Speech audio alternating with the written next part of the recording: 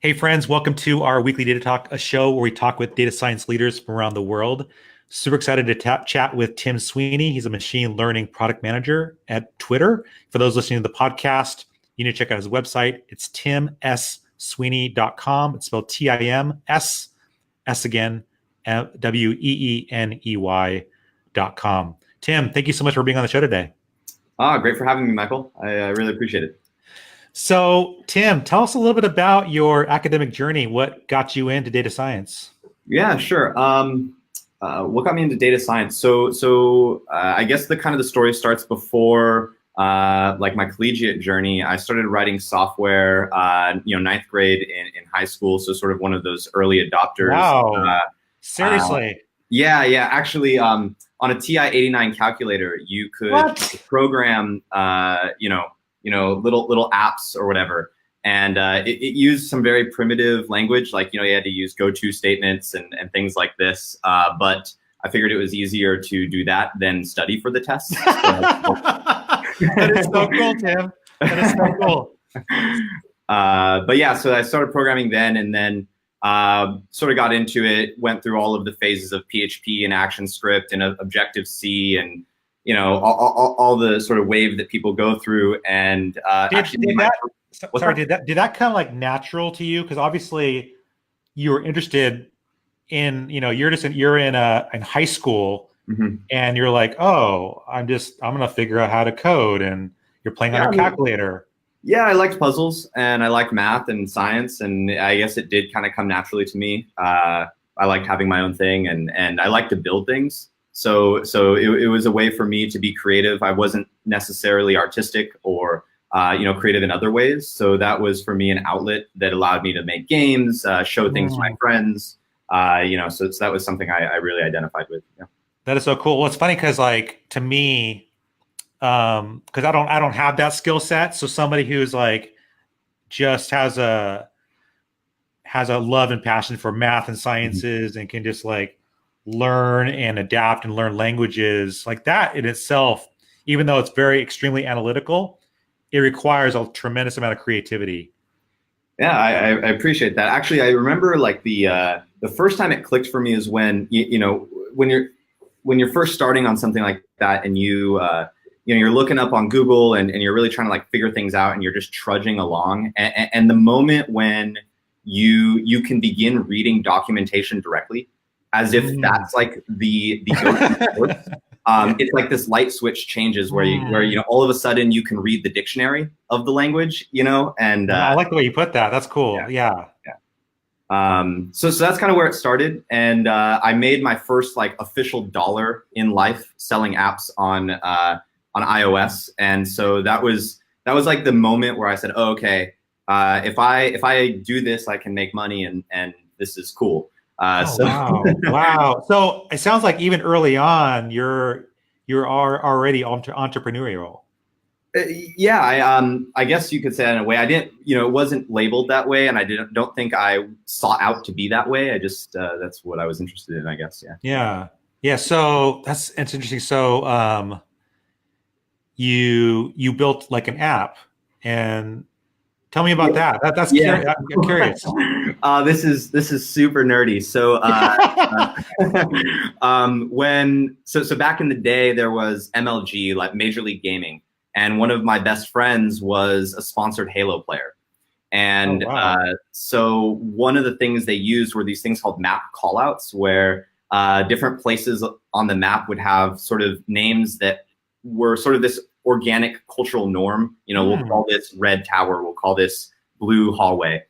And so the app was as simple as, basically a reference sheet for all of the Major League gamers. And then it had a gun timer. So, different guns would spawn on the map at different times. And so this would allow players to really easily, grab the resources as soon as they became available. And so I made that for a buddy and put it on the App Store, and made like a couple $1,000. And oh, wow. I was young, and so it was like, whoa, this is really cool. What? Totally. This is definitely better than like working at a retail store right now. Totally. Yeah. Well, Tim, that is creativity right there. You know what I mean? Like you saw, like you're making something that you thought would be useful for your friend. And that's super creative to like do something really, really niche like that. Like, and gamers must have loved it. I mean, having something like an easy map to refer to. Yeah, I mean, he liked it. We built it together, built it for him, and wrote like a little contract like you do when you're young, and gave him a bit of the proceeds, and so that was really cool. And that actually, I don't know how much we want to spend on this, but like I didn't have a Mac at the time. I grew up sort of really humble beginnings, so I was like working on an HP computer. I wrote that in ActionScript, which was what you used to write like addictinggames.com or like all these like Flash games that you used to play. So I wrote it in that, and actually had an uncle that had a Mac that like we ported it over to iOS, and it was just this jank thing, and ended up getting a couple $1,000, bought a Mac, and that's kind of how I started. Yeah. Oh, I love that. What a great story. That is like so cool. I mean, that's like one of those things like in an interview, like a really cool case study. Like, how did you get into data science? Like, that's a really, like, it shows like your analytical side, super creative side, and also entrepreneurial. Like you found something that, hey, I can actually make money on this. Yeah, and that really shaped like my perspective on life for quite a while. So then I started reading books like Rich Dad Poor Dad, read Robert Kiyosaki, started getting into that. And potentially arrogantly, when I was eventually going to college, I said, oh, I can learn anything relating to computers. This is my thing. I better go learn business. So I actually went to Cal Poly and focused on entrepreneurship and business with an emphasis in information systems, sort of like database design for business.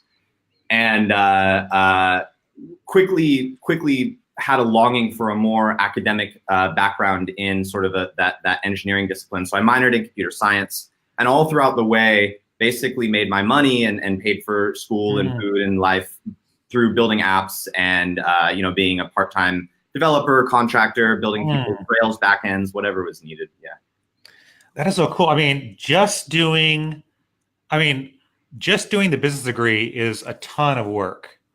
Certainly. And then minoring, and you're not minoring in something small, you're minoring in computer science, which is a lot of work. How did you manage that workload? I'm a type A over obsessive individual. I can work hard. The funny story about computer science. So you weren't allowed to minor in computer science because it was such an impacted discipline. So what I did is there was CSC 101 was like the entry class, right? And I ended up finding the professor that taught that class, convinced her to say, let me sit in the back of the class. I don't need to be enrolled. I will sit on the floor. And I actually sat on the floor all wow. And I didn't pull a chair in, but the point is, like, I didn't have a desk. You made it work. You actually got in class. All I could do was do what was called a petition by examination. So I didn't get help from TAs. I wasn't like able to turn in assignments, but whatever I got in the final would be marked on my academic record. And she said, okay, if you get an A in this class, I will get you into CSC 102. And so it was basically like this barter system up until I got the first 3 prereqs. And then I was able to declare a minor. So I was the only one in my graduating class to have a CS minor. Yeah. That is dope. What a great story. Yesterday, I was talking with a leader, and he was talking about how it's so important for innovative leaders to be tenacious, to have tenacity. And that's exactly what you expressed here. I mean, and again, I just want to point out your creative side, Tim, because a lot of people, including myself, like if I just heard like, oh, well, you just can't get a minor in it, I'd be like, okay, I'll move on. But you were like, no, I'm going to figure out a way. Like, I'm going to figure out a sideways way of getting in. Yeah. And you came up with some sort of agreement with the teacher, like, hey, I'm not going to like cause any more work for you. Just let me sit down in the class anywhere. Let me be a fly on the wall so that I can like just absorb the information. And then you worked out a deal to actually test and actually get great. And that is phenomenal. Yeah, I feel like that's kind of how life is, though. If you play by the rule book, then I don't know. I don't really have like a meaningful quote there, but I just feel I think that's right. I think it's a really good story, just to show like your drive and your passion. Like you'll do whatever it takes to get what you want, and that means sometimes like that sideways thinking. Like it's not like it's not so direct. Like you're being very creative and like, how do I get to X when the path to get there is not the current rules won't allow me to get to X, but I can find out another way. I can go to Y first, you know? Definitely. Yeah. I think that's an interesting perspective. I hadn't reflected myself that way. And I appreciate you kind of thinking about it like that. Yeah. I don't know. It sounds like a TED Talk coming up for you, Tim. It's really, really cool. I love that. I think it's super creative and it shows your passion, which is super important for data science. So I was looking at your LinkedIn profile, and I noticed not only were you obviously super active in school, getting your business degree, and then somehow managed to also do the minor in computer science, which is a lot of work. And then you were also president of the Cal Poly Entrepreneurs. Tell me about that. Yes, shout out to Cal Poly Entrepreneurs. That was one of the best decisions of my life, was to join that club. I think that was definitely like the springboard for thinking independently, thinking entrepreneurially, etc. The story is quite simple how I got involved. They had free pizza, and every wants free pizza. And I was sort of on this like rich dad, poor dad stint, and really was thinking, hey, by the time I graduate college, I'll be able to have a laptop, travel anywhere, make my money. And that was like the vision in my mind. And so entrepreneurship sort of seemed along those lines. Went there, and they didn't have a good website at the time.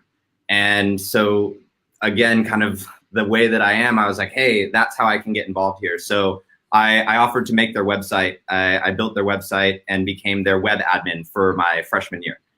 And so that's kind of how things got started. But there were a whole bunch of older individuals in that club that as a freshman in college, that was really, really important for me to have that leadership and that guidance. Matt McGonigal, Chelsea, Dr. York are people who really shaped my life and allowed me to grow. And I think it was either my sophomore or early junior year, there was sort of like a mass exodus where, the wave of people that were running that club before were leaving.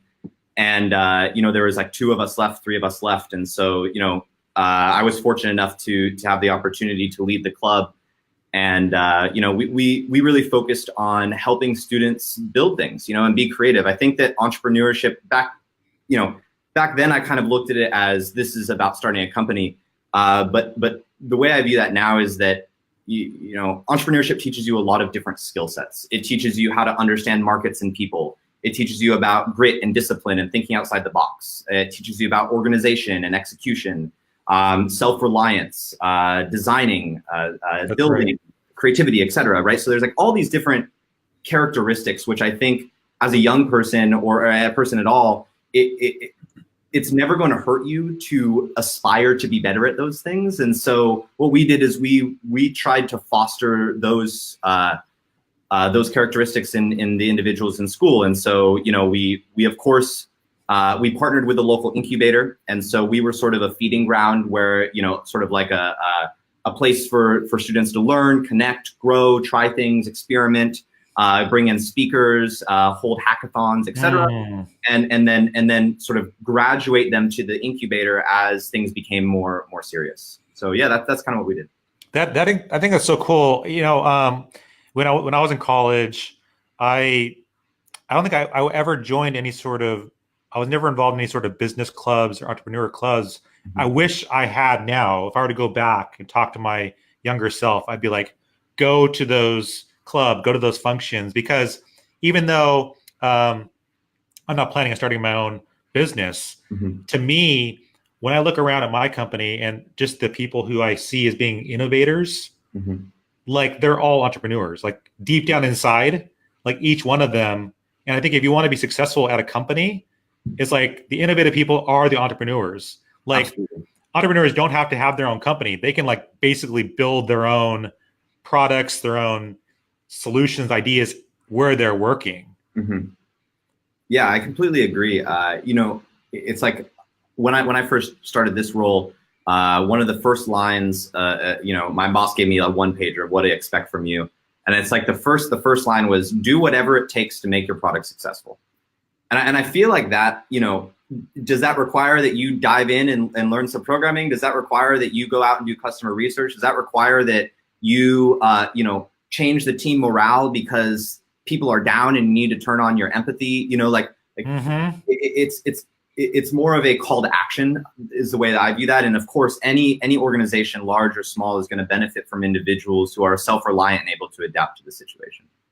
Yeah, no doubt, no doubt.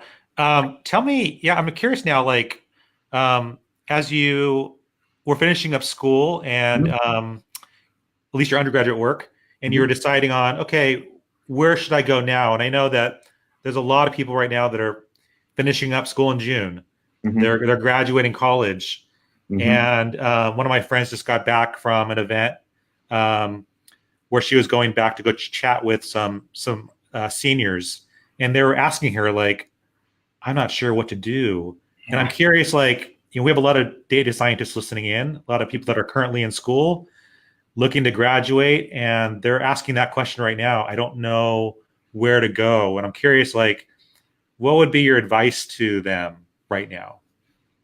I mean, there's a lot of things I would say to that, to those sorts of people. But I think I'm still trying to figure this out myself, is that it's not really about trying to nail where you're going, but to ensure that whatever path you take is going to teach you and challenge you in interesting and new ways, right? Like, I think that if you're a determined individual that's interested and open-minded, you don't need to worry about picking the perfect path, but worry about, like, being enriched within that path, I think is really what I would give that advice.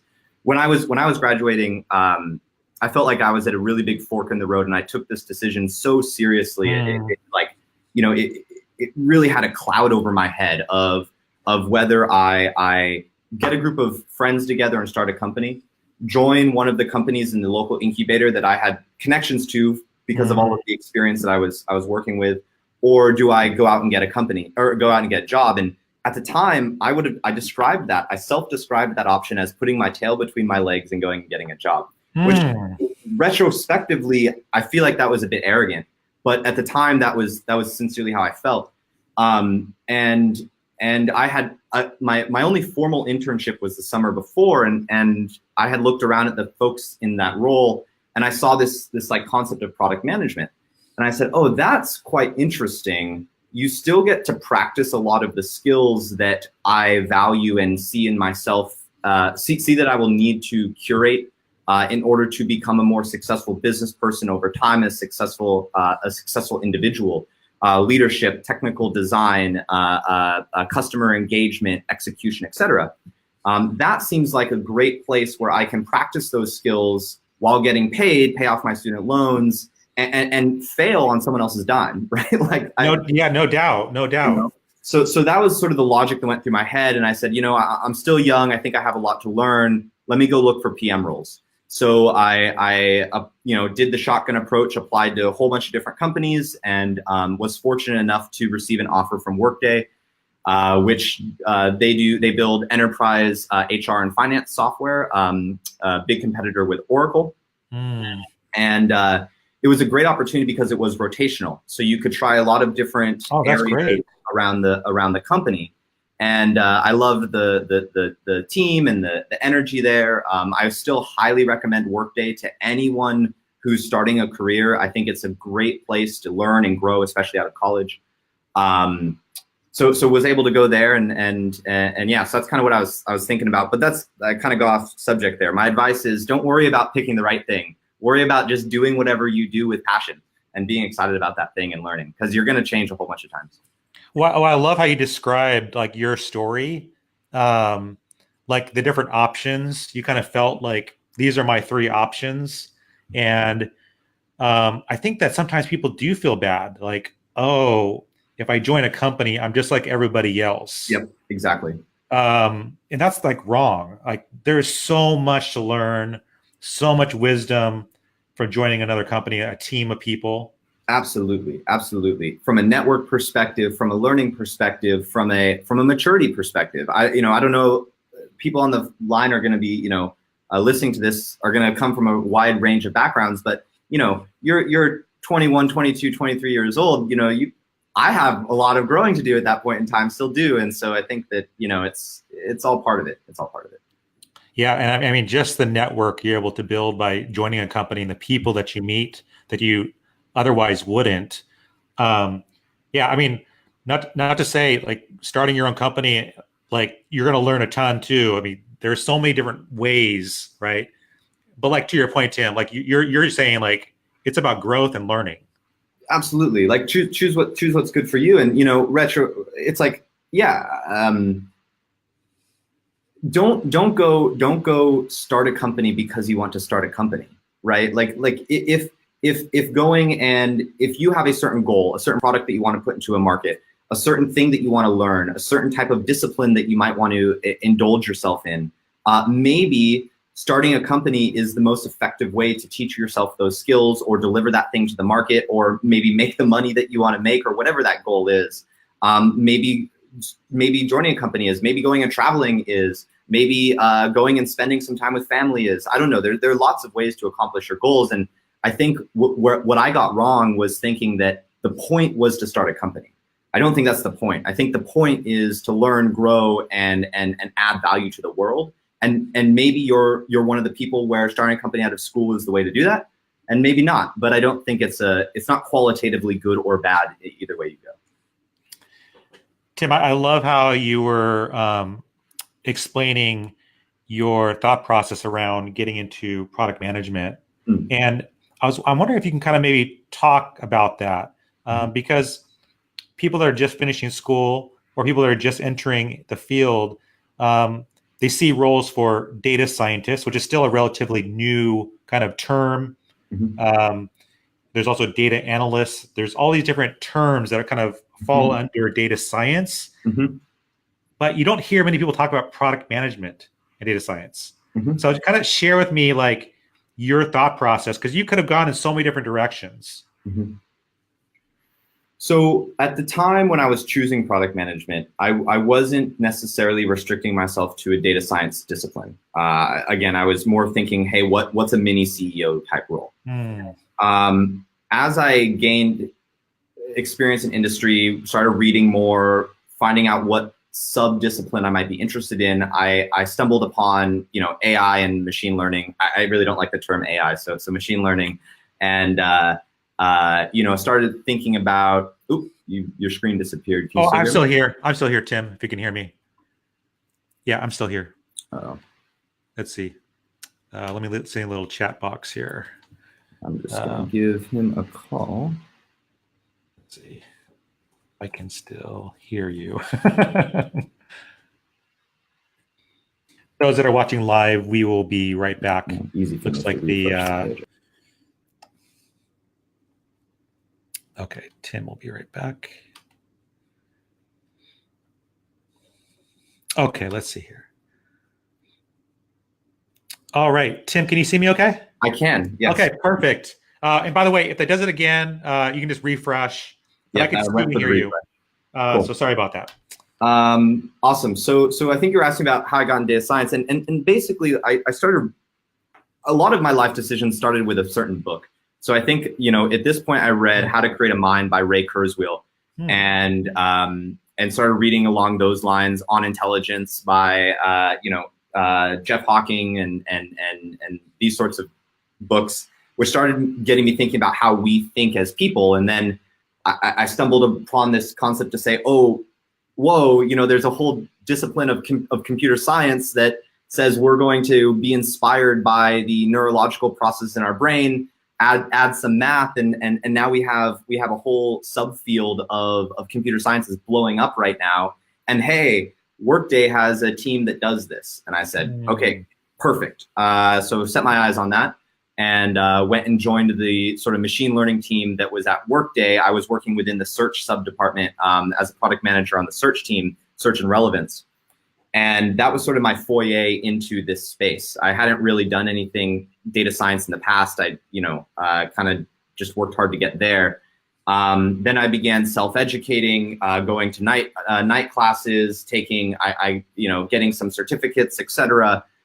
and sort of fake it till you make it kind of situation again, and had an in Twitter and said, okay, that's the big league for this type of thing. If I want to really flex my skills, and if I want to really push myself to position myself as like someone that does this kind of for real. It's not that Workday doesn't, but in the sense that like in an enterprise company, you invest in machine learning because it's a logical investment for your company, not because it necessarily solves the business problems that you're trying to go solve. Twitter invests in machine learning because it is necessary to deliver the value to our users that they're looking for.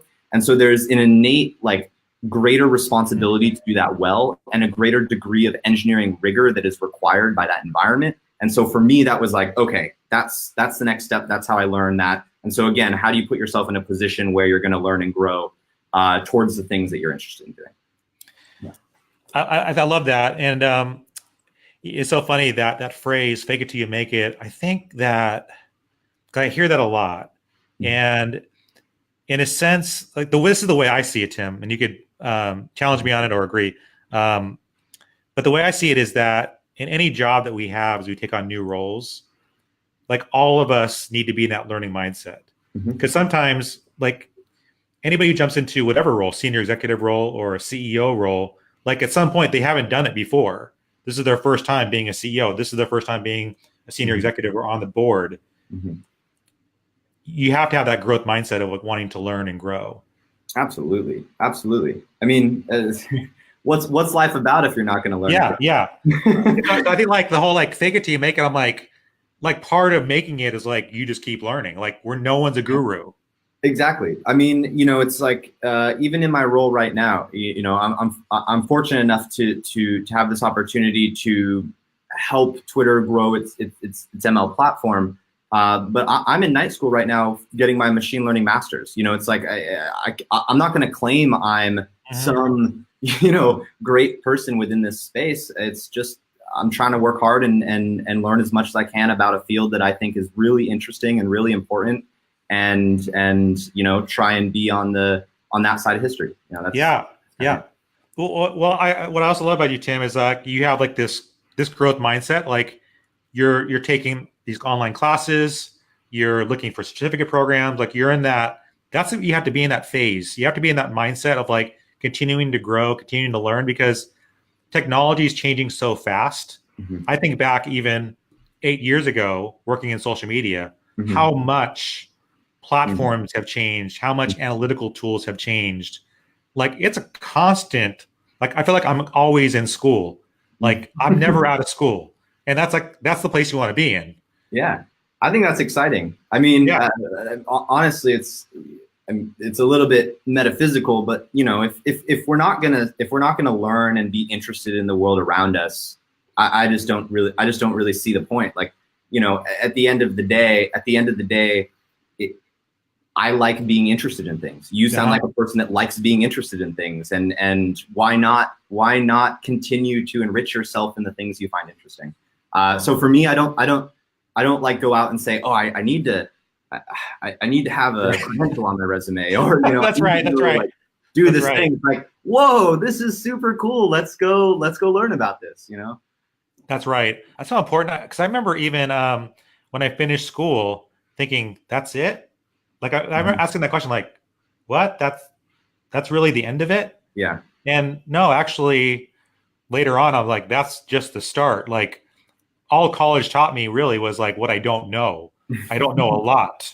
Yeah. And I have a lot more to learn. And especially you talk to people who get PhDs in their field, where they're like stellar in their field, and they're like, and they'll tell you like, I know about this particular specific subject, but there's a whole bunch that I have no clue about. Yeah. You're completely right. It's the more you know, the more you don't know, the more you recognize you don't know, or whatever. So I think that's totally right. And I would encourage anyone listening to like fully acknowledge that what they learned in school is a foundation. It's it's learning techniques to learn. It's building some initial undergrad or grad connections. But I'm sure you might have comments on this, but I learned so much in my first year of work in comparison to like my last year of college, that I think that it's just a different type of thing, right? Yeah. So. Yeah. And I think also, and this is where the value of going to a company right after school, it gives you a lot of experiences you wouldn't get by yourself, exposes you to more people, and also the soft skills of business, which is super important. Because in school, you can learn the hard skills, the data analysis, learn programming. Like you can learn all those super important things you need to be able to do your job properly. You can get those technical skills in school, and certainly soft skills too, like working with teachers and groups. But it's not until you're actually in the workplace where like you see like how important it is to be building relationships within the company. Absolutely. I think something else that stands out to me in that regard is you hear a lot of discussion around finding mentors and like what this process of finding mentors is about. And if you select your companies wisely, you have a nice catalog of mentors in your office. That's right. And I think that's something that I've certainly feel grateful for. Are the individuals that have been my bosses, or individuals, maybe not even my boss, but I've gotten to network with them and they've given me life advice. Because typically your family or close friends might have a pat on the back attitude or, good for you attitude, but these are people that will be able to give you more direct feedback and guidance along your journey. And so I think that's another, checkbox in the choose a good company if that's the route you want to go. Is another benefit. Yeah, that's right. I've had an opportunity to meet a lot of different leaders here at Experian, and all of them mentor. And they tell me that the mentorship's a two-way street. Like they're sharing their insights with somebody who is newer in the field or younger, just getting themselves established. But also the mentor is learning too about new insights, new ideas. They're just fresh out of college. So like it's like a mutual relationship. It's beneficial for both. Absolutely. Yeah, that's a great point. I like that a lot. You also, speaking of mentorship, I know as you were working in the club at Cal Poly and entrepreneurship, I was reading your LinkedIn profile about mentorship, and I'm glad that you raised that because it is a super important thing for people to do, no matter what age you are. You have something to contribute, something that you can give back. Tell me about mentorship and things you've done. So, I think I used to get a little bit intimidated by the word mentorship. It feels like this formal contract or engagement. Totally right, because there's all types. Yeah, all exactly. Types of mentorship. I think informal, formal. It's kind of like it's a selfless exchange of value. Is the way I kind of look at it, right? So when I was in school, the Cal Poly Entrepreneurs position allowed me to help individuals express themselves and find a place that they felt welcomed and able to design and feel that they were taking control of their future. And a lot of what I did was either like, human to human, like, hey, let's just have a conversation about how you're feeling about college. That was a big part of it. Also, the other part was, okay, you have this idea. Let's be a backboard for this. I had the opportunity to chat with lots of different, collegiate startup ideas, and so hey, let me be a backboard. Let me ask questions for you in a specific way that allows you to maybe come to a conclusion or you to maybe challenge yourself. And I think that like that having someone to help you ask yourself the right question is really important. At the time, I also was a TA for the leadership department at school under Dr. Rhonda Beeman, and so a lot of what we did was, asking students to think about where they foresee themselves in the future, what steps they can be making now, how to be critical of yourself in a healthy way. And so I think that's like a lot of what mentorship does. And I think about my bosses now and in the past, and I think what they've done is, again, it's that guidance. No one likes to be told what to do, but if you can be pointed in the direction of the right questions to ask, I think that's where the wisdom comes from. And if you can be fortunate enough to be exposed to some of those questions, I think that's really, really something to appreciate. No doubt. Yeah, a good mentor is going to challenge you. They're going to point out areas where you can grow, and some of that's going to be painful. We have this thing at work called 360, where basically, you have multiple people analyzing you, your colleagues, other leaders, right? And that could be like super like painful reading the 360 review, because you're hearing things that maybe you don't want to hear about yourself. Oh yeah, we do the same thing. Exactly. It's like, oh, let's grade yourself from your peers. It's about vulnerability, right? And if you allow yourself to be vulnerable to people that you trust, then that can be some of the best mirror that you can have, right? It's a great point. And it can be very challenging sometimes, as long as I think you disassociate yourself from your ideas, though, right? Like, you are not your ideas. You're an individual that might be experiencing ideas and sharing them and acting on them, but you are not them. And so I think if you can disassociate that, where you don't have this identity or ego crisis if an idea or an action or something you said, if you can disassociate that, I think you can take that criticism a little bit easier. At least that's what I found in myself. Yeah, no, that's really good.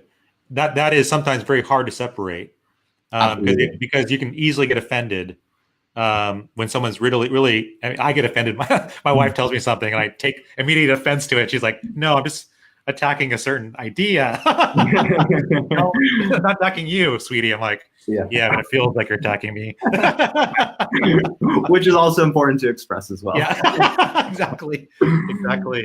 No, that's really good, and so, yeah, that and all that is like super helpful for, whatever role you're working at a company, and you working in product management at Twitter with all these different team members. I'm kind of curious about kind of what does it take? Like, what type of person, what skill sets are really important to kind of thrive in product management, working with data science teams, machine learning teams?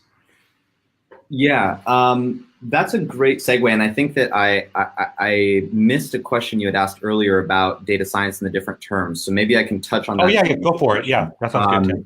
So, because I want to be cognizant of your listeners as well. I'm sure they're like, okay, well, this guy Tim's telling me to drop I'm super into data science. Okay. To answer your first question explicitly, like, what are the skill sets required for a PM within this role? Let me first qualify and say that PM in itself is also a fairly new term. And as the industry has begun to settle on what it means to work as a product manager within the software space, there are two categories that emerge. The first category is what you think of when you think of a PM. We call them consumer PMs. So the decisions they make and the customers that they cater to are actual users. So in our world, in Twitter, you might use Twitter and you might be scrolling through the home timeline. That home timeline is a team. There is a PM or a set of PMs that think about your experience as a user of the product when they're scrolling through that timeline. There's another category of PMs which I identify with and I fit in, which they call technical product managers, as opposed to consumer product manager. And in a technical product manager, oftentimes what your customers are actually internal teams. So it means that you specialize in some piece of technology or some piece of software. And so in our case, you might imagine that there are numerous different teams around Twitter that use ML to solve their business problems in a more effective manner, whether that's timelines or search or perhaps conversational health, et cetera. Each of those teams needs a platform and a set of tools and systems to more effectively build their machine learning systems. And so my team helps facilitate the building of those systems. Interesting. And yeah, so my customers all sit in the building. And you'll find that PMs sort of find themselves in one of two categories, and the more technically oriented computer science type background folks fall in the technical product management space because they can kind of flex the muscles that maybe they're more akin to or that they gravitate towards more. specifically to answer like what kind of skills make you successful in this role, we are hiring. Plug, unintended plug, but basically technical competency and ability to learn quickly. As you mentioned before, technology changes all the time. And so you're not going to be able to learn a specific set of skills and say, that's the set of skills that I'm going to have forever and I'll be good. So ability to learn quickly, empathy. A lot of my job is being able to say, let's take this machine learning concept and explain it to an executive, explain it to an engineering manager, explain it to a consumer or product manager and a design person, and be able to relate to each of those people and talk about the same concept. So like, and team building, et cetera. So that empathy is really important. Yeah. And then I would say execution, like operational excellence, is really the other main category. Where you really need to be able to set out a plan, a multi-year strategy, understand the milestones, understand how to track that, understand how to motivate the team, how to handle pitfalls, how to identify dependencies, et cetera. So I would say that like those are kind of the three broad categories. And actually like customer development and product design mostly fits in that empathy category. You're building things for people, right? At the end of the day, software is used by people. And so I kind of fit that design category in there. Yeah, I think that answers your question. That's really good. Did you find first joining this role and knowing that these are like, as you just described, these broad categories of skills that you need to have, and you really highlighted empathy and the communication, which is really crucial to getting things done, like the relationship building, explaining things, having social awareness, going into meetings. Were there certain things that you're currently working on to like, I need to get better at X to do my job? Because when I look at my work, I'm like, I'm constantly thinking about my when I go into a room, like my social presence, right? When I walk into a room, my boss told me you need to be thinking about that. I'm thinking, what do you social presence? He's like, when you walk into a room, like what vibe am I giving off? Because you're bringing a certain energy, a certain passion into the room. If I walk into a room and I'm just kind of like, whatever, had a bad day or something, and I walk in, I'm kind of like quiet. Like I'm bringing a certain energy that might actually hurt a project or slow something down. Well, Michael, I like your energy. Thank you. Thanks, Tim. I think that you're really hitting on something important. So I would say that the quickest thing that anyone can do to learn that skill is to read How to Win Friends and Influence People by Dale Carnegie. Right? That's like the seminal book. Smile, remember people's names. The basics of empathy if you're someone that's just very objective. So that I love that book. I recommend it to a lot of people. And I'll like give you an example of this like social awareness. So I'm very cognizant of the seat I sit in like a room. So really? I read one time about how psychologically, if someone is in front of you, then you're going to be most combative with that person. If someone is by the side of you, you're going to be most aligned with that person, but you're not going to necessarily listen to their ideas.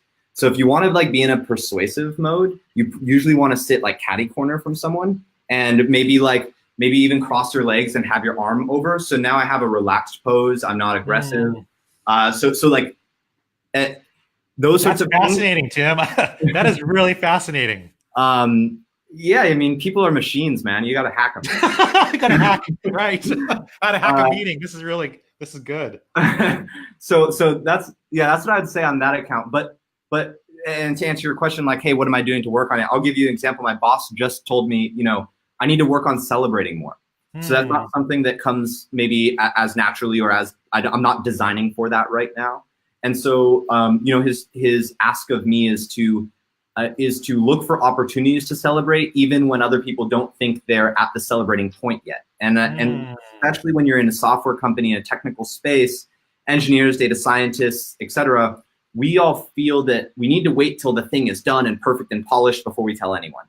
And so he's asking me to pull that celebration earlier, which amplifies the momentum and morale of the team. So that's an example of something I'm working on. I love that. It's so funny. I just read there was a McKinsey just came out with this report on performance management.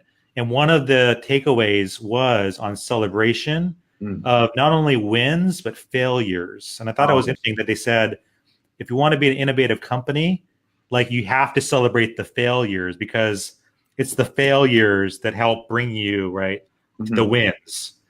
Absolutely. I think that another reason why they bring that up is because failures mean that you're trying things that are risky. And if you're adverse to sharing that, then you might be less willing to engage in those more risky endeavors. And so like giving the space for that, I think you're right, is really important. I actually think that comes from management, though. You need to have a cultural norm. You need to have that cultural norm, right? To say it's okay to talk about this. In fact, we want you to talk about this and share your learnings. Yeah. It definitely has to come from the top. I had one manager, like whenever he gave presentations on like the key wins from the quarter or whatever, like he demanded like the first slide was your failures. And it was a problem. It was so cool because it's like he considered it a fault. Like if you didn't share failures, like what are you doing? You're just lying to yourself because we're all messing up all the time. It's not. I really love that practice of like starting off with, let me tell you about everything that I did that failed, because I want to show you how I've been challenging myself and working really, really hard. And I really appreciate it. But you're right, Tim. I just took that note down. Yeah, I mean, we had all hands this morning, and we did not talk about that, which is, so I thank you. I will. Okay, I'll bring that back. Yeah, but I think it's like healthy. It helps establish more like credibility, because part of like winning is like failing along and like learning. That's how you learn. Absolutely. And that's like key for innovation. And I was chatting with somebody yesterday about how part of being innovative and being creative means that you're having to make decisions without all the data. You don't have enough time, and you don't have a lot of data to go off of. But you can't wait for the case study, otherwise you're now second to the market. Sure. Right. So it's like part of that process of being innovative and being creative is like, I'm going to fail along the way. Yep. That's part of it. Yeah. I mean, it's kind of like if you study a modern portfolio theory, right? Like the objective is to diversify your risk by investing in decorrelated assets, right? And under the presumption that due to the stochastic nature of the environment, you're bound to have some losses and equally bound to have some wins. And so I think hiding that is just not looking at reality. Yeah. Good.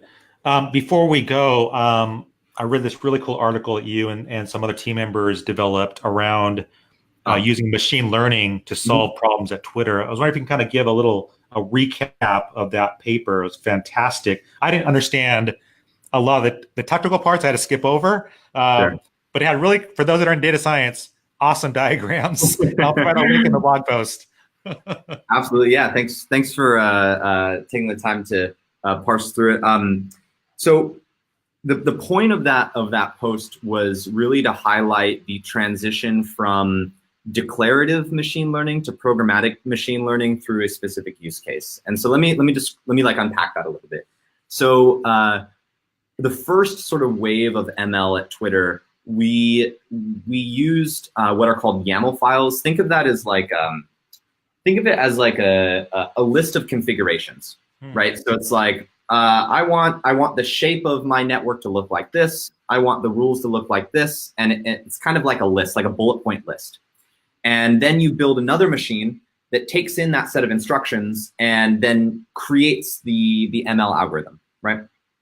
And what we saw in the market is that more and more individuals are becoming capable and competent to design their own systems, and this is not as flexible as a raw programming language would be. And so about 2 years ago, we made the decision to really place our bets on TensorFlow as leading the market in the programmatic declaration of machine learning systems. And I think that bet was accurate. TensorFlow is definitely the leader in the space right now. And so Timelines was one of our big customers that was using this declarative method. where we were able to help move them to TensorFlow, a more programmatic method. Now, I'm saying like super high level right now, obviously. Thank you, Tim. I appreciate the high level. You're speaking my language here. and what we were able to then highlight in that article was, okay, here's what we did. Here's why programmatic systems can afford you more efficiency and more value. And we sort of highlighted the more complex system that you were able to express with that programmatic called SplitNet. And I'll explain that in a moment, because actually I think it's really interesting for maybe your listeners. And then lastly, we described the other systems that Google is offering that we as a team make expose to our customers. So things like TensorFlow Hub, things like TensorFlow Transform, et cetera, which are all, you can think of, if you're not familiar with TensorFlow, think of TensorFlow itself. At its core is the library or API that allows you to build out the core ML model. And then Google offers a suite of utilities around that core that help facilitate the machine learning development process. And so this was a joint post between us and Google, sort of highlighting how we at Twitter are really leveraging a lot of their suite. So that's the context there. I know that you probably have 30 seconds left in our meeting. I have a couple more minutes, but I want to. Go for it. Go for it, Tim. Okay. So SplitNet, which I think might be one of the more interesting subjects. I never heard SplitNet. So I wasn't planning on this, but okay. So like 3-minute ML lesson here. So typically we. You design a machine learning architecture. And when we say architecture, that simply means like the way that the different logical units are connected. And that's inspired by the brain. So very, very simply, let's say you had like two nodes here and maybe a final node, they might be connected like this. And those are represented like neurons, right? Okay. And you might have signal coming into these neurons, and these might have different values, and they might be combined using some linear combination. For example, like a weighted combination passed through a sigmoid function. The point of that is sort of irrelevant. The point is you can connect them in interesting ways, and a lot of ML research is around the different ways that you can connect them to solve different problems. So typically, like a very, very traditional ML network starts off really wide. So you've got a lot of little nodes at the bottom. And then it sort of shrinks as it goes to maybe a single node at the top, and it gets smaller and smaller and smaller, and everything is connected up the hierarchy. Can you give like a top line, kind of a brief example of like the nodes at the bottom and then the nodes at the top? Like if there's like a natural example like I could think of? Yeah, I'll give you the exact example we're going to think about right now. Okay. So let's in data science, you have a set of features, right? Every sample within your data set is going to have a number of features, right? If you go on Kaggle, like the canonical example is like the Titanic, and you're going to have the gender and the age and the room number maybe. And so in our world, we have different types of features, and so one set of those features might be all of the. Let's say our objective is we're going to try and predict whether or not a user is going to like a tweet. Okay. So we might have the user itself might have a whole bunch of features associated with him or her. So you might have like, if they've offered their zip code, or maybe like other pieces of information that we might have about them. And then you're going to have another set of features that's like maybe all about the tweet itself. What's the text? How many likes does it have? Et cetera, et cetera, et cetera. Okay. Right. And we also might have what we call the user author pair. So let's say you posted the tweet, and I'm the potential reader of that tweet. Do we follow each other? Have I liked something from you before, etc. Right. So lots of other. Right. And these features are the traditional like feature engineering approach that all data scientists usually go through. So now, Tim, how many? Like, could there be like hundreds of these? In this case, in the timelines case, I think there's like 2,300 features. Okay. Wow. Okay. Yeah, it's quite large. Wow. So and then the last node here is going to be like will like, basically. Hmm. And in a supervised training sense, you're going to have all the answers. So you might have a big data set that's been compiled with all of these features, and then you might have the Y value is like a Boolean yes or no for a whole bunch of tweets and user pairs in the past, right? And the objective is now, like, given a new user tweet user pair that I don't know anything about, what's the likelihood that they're going to like it? And then I'm going to use that to potentially rank my timeline. Again, I'm staying fairly high level. Now, yeah, this is good. Now, basically what happens here is all of these guys are like connected to every other layer. Now, let me draw it kind of here. So let's say you have a few input nodes and then your next layer is like this. You're connected to like every single one in a traditional fully connected layer.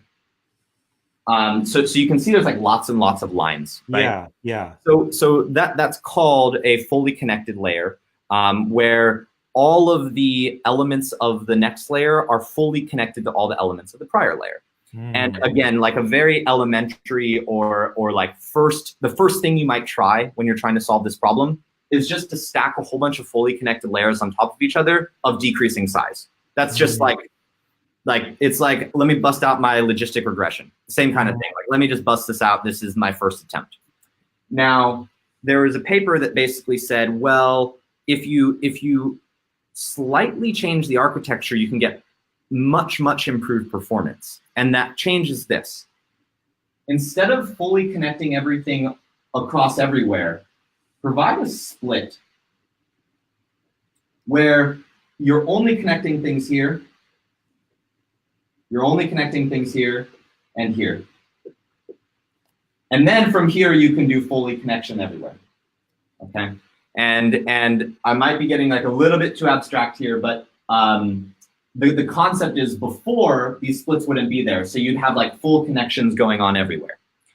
And the intuition that the intuition that I'd like you to take away from this is that right here, and right here are smaller, more compact representations of the information below. So let's say that this was 1,000 features long. This little representation here might be 15. Okay. And so now I'm able to represent with extremely high accuracy the same amount of information in maybe an order of magnitude less bits. And what that results in from a quality perspective is that the performance of this model gets better. But additionally, I can now share this as a representation of the user to all of my other teams. And all the other teams can now leverage the learning and complex, like massive amounts of training that went into this part of that. And that's called an embedding. And we talk about that in the post. And so we'll share this user embedding with other teams like search or notifications that's able to use this really rich representation without being burdened by the high degree of complexity and computational load required to calculate those representations. Wow. That is brilliant. And for those listening to the podcast, you're gonna have to watch the video explanation. But I was, as you were describing it, I was thinking about it as a listener. It's going to be a little more complicated to understand everything. But visually, is it possible to even explain this just through audio? Because I like the way that you show so for those listening, you have this amazing diagram of a triangle with these little nodes at the bottom. Sam, I can't explain it. So I would just think of it like this. If your listener is a data, sorry, I totally that's okay. Audio listener. So if you've made it this far in the podcast, thank you. I would put it like this. Look, typically a data scientist has a table of data. They've got a whole bunch of features and probably a target variable that they're trying to predict or act on. And sometimes they're just doing analysis of the raw data, and sometimes they might be actually building a predictive model, right? And in the world of ML, the models that we use are more computationally intensive and also a lot more a lot more complex in terms of like the size. I don't want to say that it's more complex in terms of what it can express, because that's both not accurate and not true. So it can be more complex. Let's just go with that. And one way to make that problem, one way to improve the performance of that problem is to split the analysis into smaller subproblems. So you first try and analyze all of the data that relates to maybe a user, and then you try and analyze all of the data that maybe relates to a tweet, and then everything that relates to the user pair. Once you've done that first layer of analysis, you then combine all of those to finally try and find your answer, as opposed to trying to solve all of the problem at once. And we can represent that intuition or that concept of breaking things down using math or triangles, depending on the level of the context. and so and then the second order benefit of doing that is, once we analyze the user problem itself, we can share the answer with other teams so that they no longer need to spend time breaking down and solving that subproblem on their own. That is Tim, that is fantastic. I love the way you explained it, and also the skill that you have to be able to take some very complicated math and machine learning techniques and explaining it in a easy way, or as easy as possible for those for myself that are outside the field. That was really, really helpful, and I like the way that you explained it. And your drawing was great too. Well, thanks, Michael. I hope so. We'll see if that lands, but I appreciate you indulging me nonetheless. That was great. That was really, really. I'm like taking notes here. I'm like drawing my own little notes and try to follow along as you're talking. So before we go, Tim, where can people follow you, learn more about you, keep up with your work? Yeah, Twitter and LinkedIn, which I think you gave a link to my website, which has links to those. I try to keep my Twitter as like industrially appropriate as possible. So it's usually about machine learning and data science, or what we're working on. And same with LinkedIn. I keep my online personas very professional. So that's where you can find me and learn more. And if you're interested in learning more about Twitter or Twitter PM, we do actually have a head count coming out this week. So that's awesome. Yeah. So check it out. That's so cool. So again, for those listening to the podcast, Tim Sweeney, you can go to his website. It's Tim with 2 S's, Tim SS Sweeney, WEENEY.com. Thanks, Tim. Awesome chatting with you. I really appreciate being on the show. I hope you have a great day. Thank you too. Thanks. Bye. Bye.